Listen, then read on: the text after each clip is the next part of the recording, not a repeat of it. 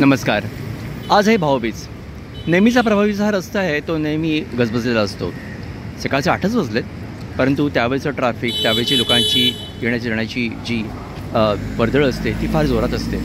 मात्र आजचा हा दिवस शांततेने सुरू झाला आहे. थोड्या वेळाने गर्दी चालू होईल, कारण बहिणीकडे जाण्याकरता भाऊ आतुर असतील आणि अर्थातच मामा काकांकडे जाण्याकरता छोटी मुलं देखील मोठ्या रीतीने त्यांच्या मागे लागतील की चला आपण जाऊया.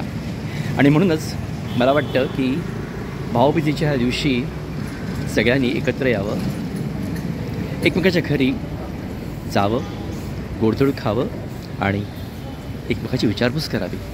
मला वाटतं नात्याचे बंध असतात ना, हे केवळ एकमेकाशी कनेक्टेड राहून चालू ठेवू शकतो आपण.